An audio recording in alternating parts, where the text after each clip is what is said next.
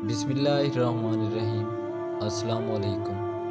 حضرت سلیمان علیہ السلام کی طرف سے مخلوقات کی ضیافت۔ شیخ عبدالرحمن بن سلام المقری نے کتاب العقائد میں نقل کیا ہے کہ حضرت سلیمان علیہ السلام نے جب دیکھا کہ اللہ نے ان کے لیے دنیا کو وسیع کر دیا اور دنیا اس کے ہاتھ میں ہو گئی تو کہنے لگے، اے میرے معبود، اگر مجھے اجازت دیں کہ میں تیری تمام مخلوقات کو پورے سال کھلاؤں تو بہتر ہوتا۔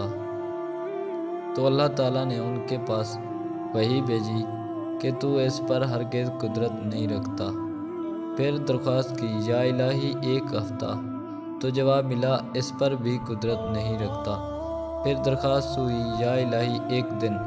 فرمایا، اس کی بھی قدرت نہیں رکھتا۔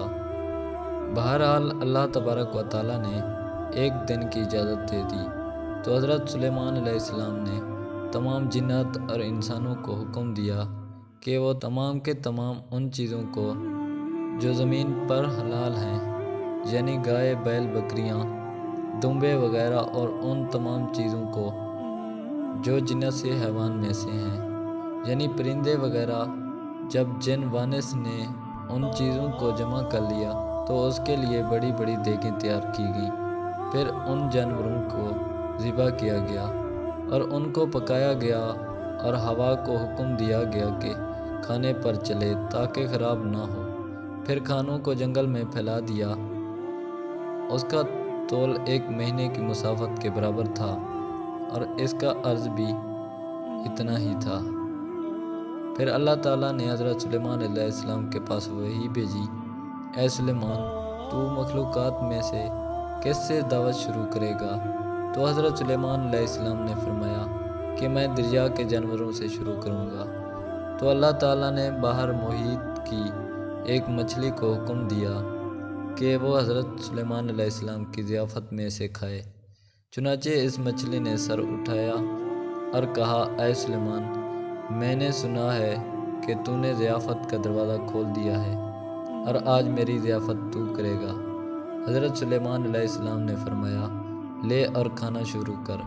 چنانچہ وہ مچھلی آگے بڑھی اور دسترخواں کے شروع سے کھانے لگی۔ مچھلی نے اس قدر کھایا کہ ایک ساعت میں سارا کھانا صاف کر دیا۔ پھر اس مچھلی نے آواز لگائی کہ اے سلیمان، مجھے کھانا کھلاؤ اور میرا شکم سیر کرو۔ حضرت سلیمان علیہ السلام نے فرمایا کہ تو سارا کھا گئی اور اب بھی تیرا پیٹ نہیں بھرا۔ تو مچھلی نے کہا، کیا اسی طرح میزبان کا جواب ہوتا ہے مہمان کے لیے؟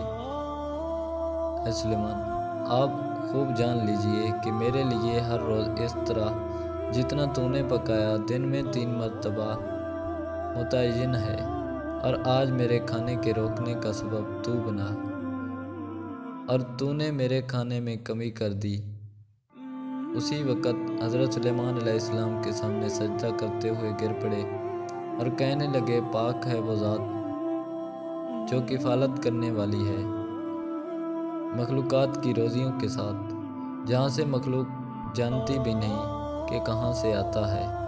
بے شک ہمارے رازق صرف اور صرف اللہ ہیں، چنانچہ ہمیں صرف رزق اسی سے مانگنا چاہیے، اور کبھی اپنے مال و دولت اور وزارت و صدارت کے بلبوتے پر انسان ناز نہ کرے کہ میرے پاس مال ہے، منصب ہے، اس لیے مجھے رزق کے بارے میں پریشان ہونے کی ضرورت نہیں، بلکہ سب کچھ ہونے کے باوجود بھی اللہ ہی سے مانگتے رہنا چاہیے۔ دعا ہے کہ اللہ تعالی ہم سب کو اس واقعے سے سبق حاصل کرنے کی توفیق عطا فرمائے۔ آمین یا رب العالمین۔